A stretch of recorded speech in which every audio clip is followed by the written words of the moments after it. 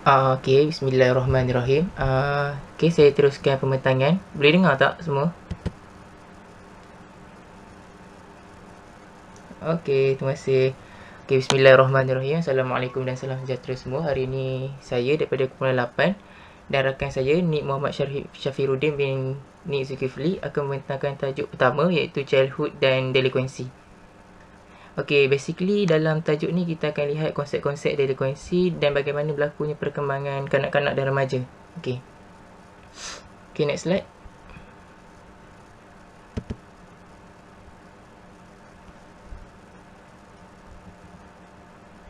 Okey, bahagian pengenalan.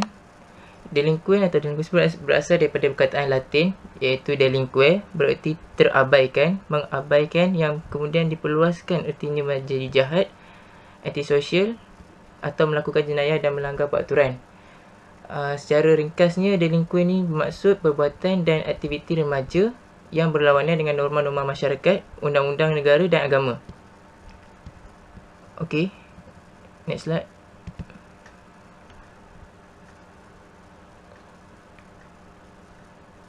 Okey, the adolescent dilemma ataupun dilema yang berlaku kepada remaja atau kanak-kanak. Dilema ni dalam erti kata lain kita katakan ialah kekeliruan. Zaman kanak-kanak dan remaja merupakan zaman peralihan iaitu di mana golongan ini berada di dalam keadaan sedang menghadapi ketidakpastian identiti dan masih menjalani metamorfosis iaitu bermaksud perubahan biologi luaran dan fisiologi dalaman dari segi tingkah laku dan emosi. Sebagai contoh, kajian yang dilakukan menunjukkan bahawa pada usia 16 hingga 18 tahun, remaja mungkin mengalami krisis hidup dari segi ego identity iaitu menurut Erik Erikson, ego identity ini terbentuk apabila remaja sedang mengembangkan diri mereka dan role diffusion iaitu penyebaran peranan di mana Erik Erikson berpendapat bahawa penyebaran peranan ini berlaku apabila remaja mengalami ketidakpastian kepribadian. Contohlah, kadang-kala remaja ni ada banyak watak. Misalnya dekat rumah dia selalu tolong mak ayah, macam watak dia nampak baik, nampak rajin. Tapi bila dekat sekolah, dia nampak macam malas, tak minat nak belajar.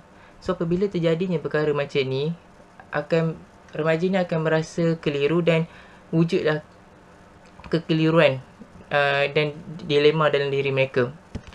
Oleh itu, campuran perubahan biologi dan keinginan dalam diri remaja ini telah membuatkan mereka berada dalam dilema kehidupan. Okey, next slide. Okey, adolescent problem. Masalah remaja ini adalah berdasarkan daripada buku Juvenile Delinquency, berdasarkan kajian yang dilakukan di Eropah pada tahun 500 hingga 1500 tahun dahulu.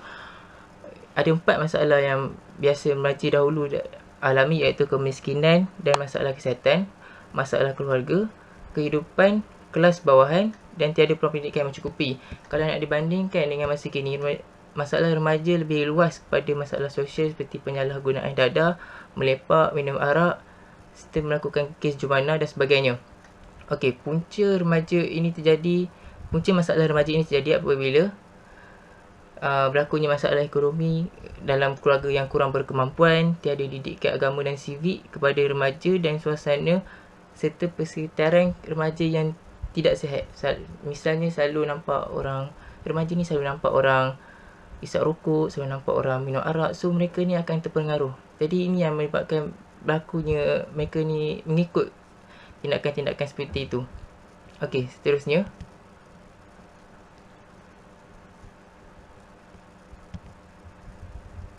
Okey, seterusnya fokus on delinquency ataupun adolescent risk taking. Okey. Adolescent risk taking ni adalah remaja mengambil risiko. Okey, kenapa remaja sanggup untuk mengambil risiko sehingga kadang-kala risiko yang mereka ambil ini membahayakan keselamatan diri mereka. Okey. Satu kajian yang dijalankan di Amerika Syarikat mendapati bahawa remaja mengambil risiko kerana ingin melepaskan tekanan yang dihadapi oleh mereka akibat daripada masalah yang dihadapi di rumah ataupun di sekolah atau di mana-mana. Misalnya terjadi salah faham atau pergaduhan antara ibu bapa yang menyebabkan mereka merasa stres dan mereka mengambil risiko untuk membebaskan tekanan tu. Okey, contoh dia. Menurut laporan The Center for Disease Control and Prevention (CDC), di Amerika Syarikat, 70% daripada semua kematian di kalangan remaja dan awal dewasa dari usia 10 hingga 24 tahun berpunca dari 4 sebab, iaitu kemalangan kenderaan bermotor, kesederaan yang disengajakan, pembunuhan dan kesakitan. Remaja juga kadang-kadang diorang ni ambil risiko, contohnya diorang melepak, diorang ambil bahan terlarang dan sebagainya lah. Tujuan asalnya adalah untuk membebaskan tekanan atau stres yang mereka hadapi akibat daripada masalah yang mereka hadapi. Okey, seterusnya. Seterusnya kita lihat pada maksud juvenile delinquency. Okey, juvenile delinquency bermaksud penyertaan dalam tingkah laku haram oleh kanak-kanak di bawah umur yang berada di bawah had umur berkanun. Ini maksud sebarang kesalahan dilakukan oleh kanak-kanak atau remaja di bawah usia 18 tahun dikelas sebagai delinquency juvenile. Okey, contoh tingkah laku delinquency ni adalah pengambilan dadah, masalah seks bebas, ponteng sekolah, merokok dan sebagainya lah. Okey, seterusnya.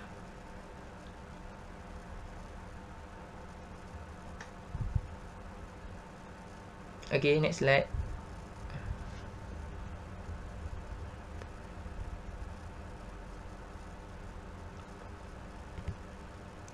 Okey, kita lihat pada perkembangan kanak-kanak.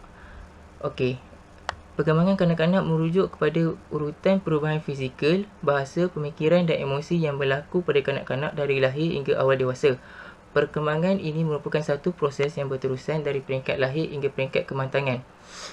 Secara ringkasnya, zaman kanak-kanak ni merupakan proses mereka berkembang dari peringkat awal kanak-kanak hingga peringkat awal dewasa. Contoh dalam gambar kita lihat, manusia ni berkembang daripada bayi kepada kanak-kanak, kemudian ke arah remaja dan seterusnya lah.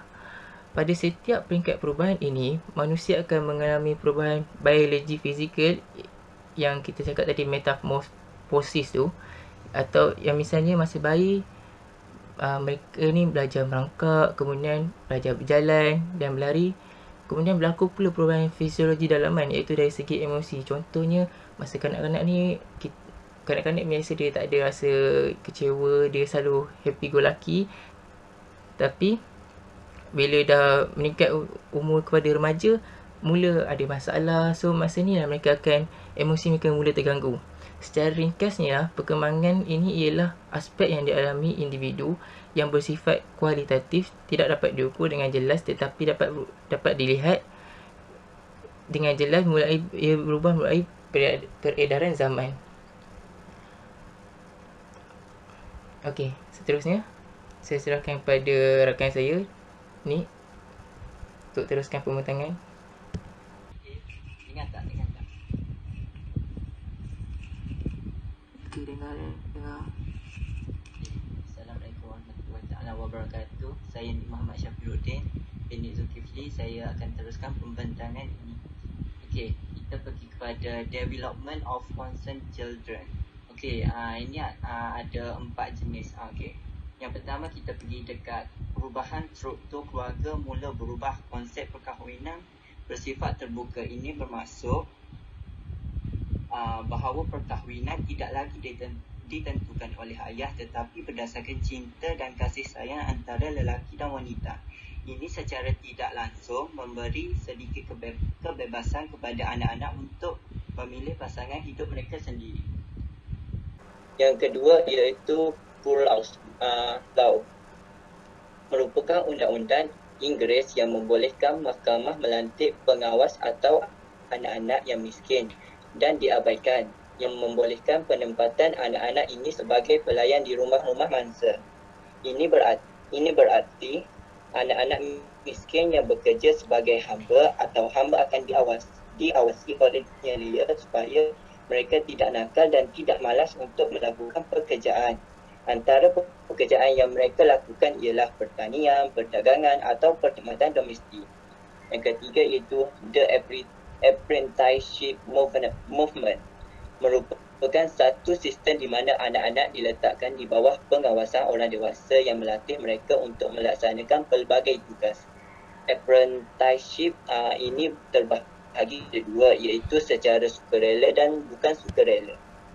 Perantis sukarela ditempatkan di bawah pengawasan ibu bapa, sementara perantis bukan sukarela diletakkan di bawah kuasa dan dipaksa untuk berkhidmat sehinggalah mereka cukup umur yang berumur 21 tahun. Yang last sekali, Chancery Court, iaitu prosedi mahkamah yang dibuat di England pada abad ke-15 untuk mengawasi kehidupan anak-anak di bawah umur yang yatim piatu atau tidak menjaga diri mereka sendiri. Dengan jelas bahawa kewujudan Chancery Court ini adalah untuk membela nasib anak-anak yatim agar mereka tidak ditindas oleh orang-orang yang tidak bertanggungjawab. Okay, kita pergi dekat the concept of delinquency pula. Yang the concept of delinquency dia ada 3. Yang pertama iaitu delinquency and parents betrayal. Parents betrayal adalah istilah di mana kanak-kanak atau remaja yang melakukan kesalahan tidak boleh dihukum kerana dianggap tidak mengetahui perkara yang sebenar. Sebaliknya, mereka harus diberi peluang kedua untuk memperbaiki tingkah laku buruk yang pernah mereka lakukan. Istilah tunggakan harus digunakan kerana mereka ini menunjukkan bahawa kanak-kanak memerlukan penjagaan daripada orang dewasa agar mereka dapat memperbaiki diri mereka.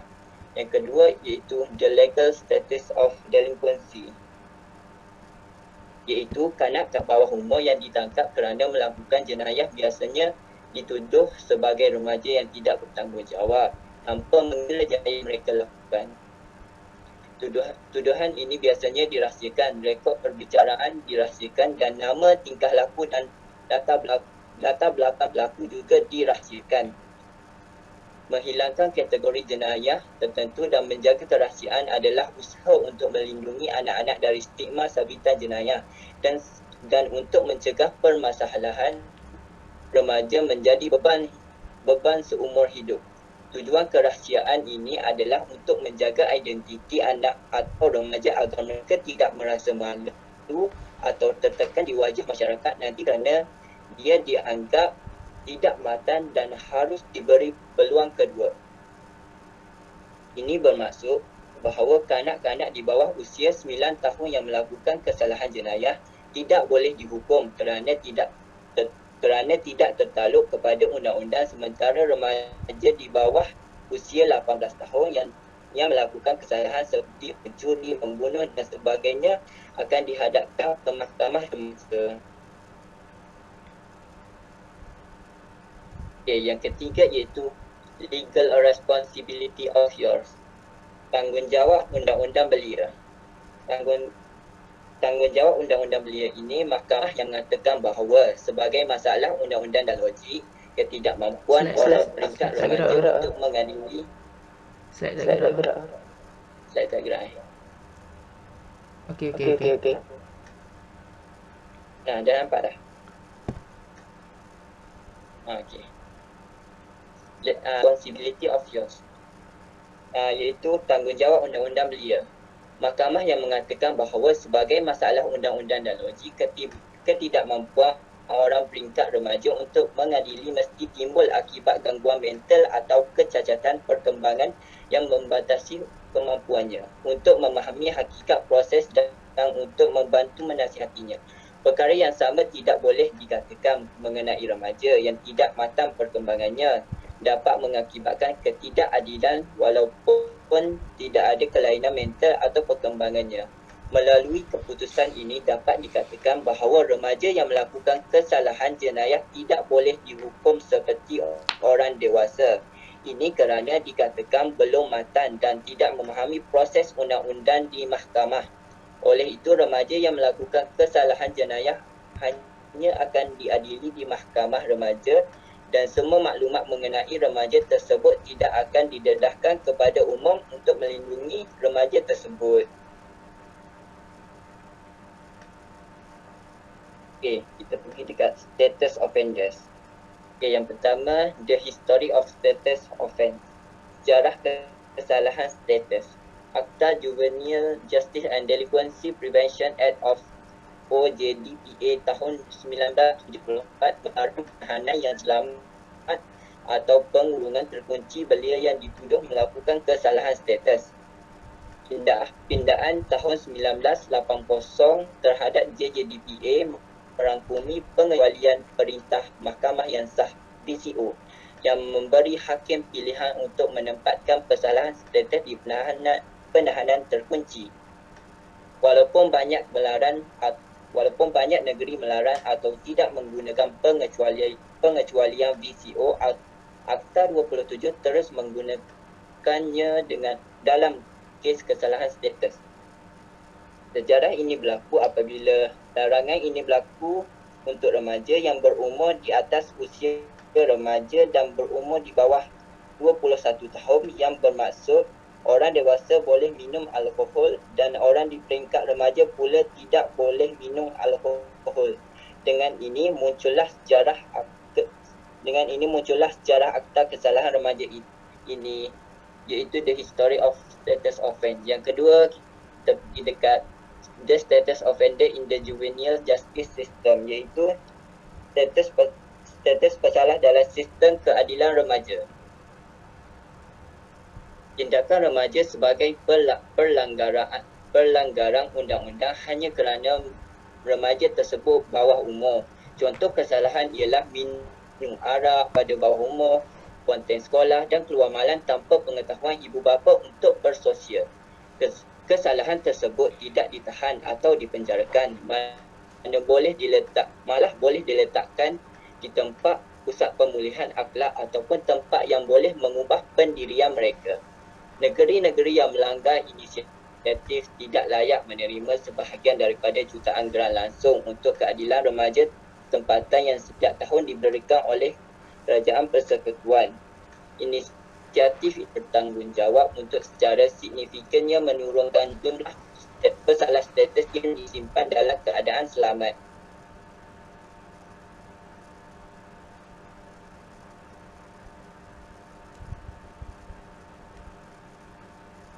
Okey, kita pergi dekat Reforming Status Offence Laws. Pada tahun 1976, Suruhanjaya Penasihat Nasional mengenai Standard dan Matlamat Keadilan Jenayah Pemerintah Persekutuan, sebuah pasukan petugas yang dibentuk untuk mengembangkan dasar jenayah nasional, memilih perlakuan tidak adil terhadap pesalah status. Jelas ianya merosakkan diri atau memudaratkan anak pada masa itu. Maksud dia, pembaharuan undang-undang ini, dia ingin samakan hukuman antara pesalah dewasa dan pesalah remaja. Tetapi tidak boleh kerana remaja masih tidak faham tentang akta-akta yang wujud di mahkamah. Okay, yang last sekali, increasing social control, iaitu peningkatan kawalan sosial. Mahkamah membuat undang-undang yang betul ingin memperluaskan kawalan sosial ke atas remaja. Okey, di sini jelas bahawa mahkamah ini membuat keadilan ke atas kesalahan remaja dan tidak akan samakan hukuman orang dewasa dengan orang di peringkat remaja. Meningkatkan pengendalian sosial terhadap remaja dan ibu bapa. Okey. Yang ini bermaksud mahkamah akan membuat penerangan akta ke atas kesalahan yang dibabitkan dengan usia remaja, dan ibu bapa haruslah mendidik dan mengawal sosial anak-anak mereka supaya kesalahan-kesalahan yang membabitkan dapat dielakkan oleh anak-anak mereka. Okey, kesimpulannya, isu permasalahan remaja adalah masalah serius dalam masyarakat kita hari ini yang memerlukan perhatian lebih kerana ia menentukan nilai-nilai generasi akan datang. Oleh itu ini membuktikan bahawa kerajaan dan semua agensi dan persatuan lain yang berperanan untuk menyelesaikan masalah ini melakukannya dengan bersungguh-sungguh. Ibu bapa dan masyarakat amnya juga mempunyai tugas dan peranan untuk menyelesaikan masalah ini. Permasalahan remaja harus dicegah sebelum melonjak ke tahap di mana akan terlambat untuk melakukannya sesuatu mengenainya. Setiap individu yang rajin harus dilayan secara berasingan kerana setiap individu akan mempunyai faktor yang berbeza yang mempengaruhi tingkah laku jenayah mereka. program yang berbeza harus dikembangkan untuk memastikan bahawa remaja dapat dipulihkan ke tahap yang paling tinggi. Teknologi baru dan prosedur pembetulan harus diciptakan untuk memastikan bahawa diagnosis masalah ini dilakukan lebih awal, dan jika ada gangguan yang dijumpai pada anak-anak, maka ia dapat diperbaiki. Ini akan memastikan bahawa jumlah kes permasalahan remaja dilaporkan akan berkurangan. Okey. Dia ada apa-apa soalan tak?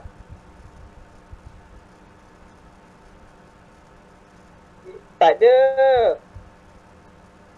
Okey, kalau tak ada apa-apa soalan, saya akan tanya sedikit soalan, boleh? Okey, Boleh tu. soalan yang pertama iaitu soalan yang pertama iaitu apakah delinkuensi? Okey, ada siapa-siapa volunteer nak jawab tak? Okey, kalau tak ada, saya random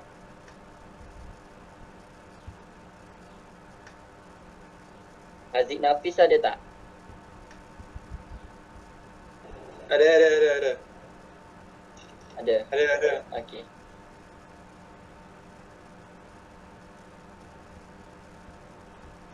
Boleh tak jawab soalan tu? Soalan apa tadi? Sorry. Apakah itu delinkuensi? Oh, delinkuensi ya. Delinkuensi bermaksud perbuatan dan aktiviti remaja yang berlawanan dengan norma-norma masyarakat, undang-undang negara dan agama. Betul tak? Okey, betul. Okey, betul. Okey, soalan yang kedua, nyatakan 4 masalah yang dihadapi oleh remaja. Ada volunteer nak jawab tak? Aku boleh weh. Boleh. Okey, apa-apa tahniah pembentangan semua elok. Okey, untuk jawab soalan ni, aku rasa 4 masalah yang dihadapi oleh remaja adalah faktor kemiskinan, masalah kesihatan, masalah keluarga, lepas tu tak dapat peluang pendidikan yang cukup. Okey tak? Betul tu?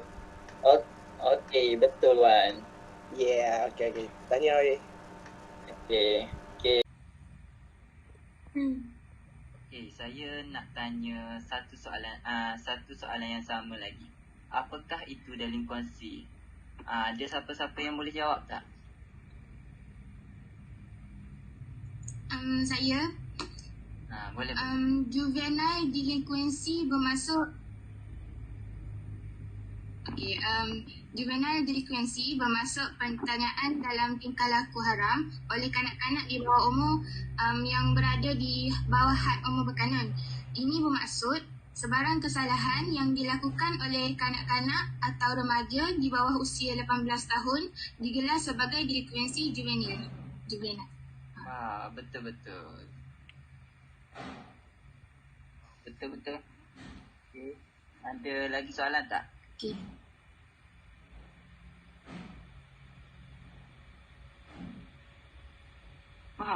Boleh terangkan balik tak apa yang dimaksudkan dengan reforming status offence? Reforming, boleh. Okay, di sini dia maksudkan reforming status offence ni, maksud dia pembaharuan undang-undang ni dia ingin samakan hukuman antara pesalah dewasa dengan pesalah remaja. Tetapi tidak boleh kerana remaja masih tidak faham tentang akta-akta yang wujud di mahkamah pada masa kini ataupun pada masa dahulu, yang undang-undang yang telah ada dan yang telah ditetapkan di mahkamah. Okey, menjawab tak soalan saya? Okey. Terima kasih. Maaf, nak tanya lagi boleh tak? Boleh. Macam mana boleh berlakunya sejarah kesalahan remaja ni? Okey, sejarah kesalahan remaja. Okey. Sejarah kesalahan remaja ni dia berlaku apabila remaja yang berumur di atas usia remaja dan berumur di bawah 21 tahun, yang bermaksud orang dewasa ini boleh minum alkohol dan orang di peringkat remaja pula tidak boleh minum alkohol. Dengan ini muncullah sejarah akta kesalahan remaja ini yang disebabkan ada segelintir remaja minum alkohol pada bawah umur. Dengan itu muncullah sejarah kesalahan remaja ini. Okey, faham tak? Oh, faham. Okey, ada apa-apa lagi soalan tak yang nak ditanya? Tak ada. Di sini tak ada. Okey. Kalau tak ada, okey, setakat inilah daripada kumpulan kami. Sekian, terima kasih.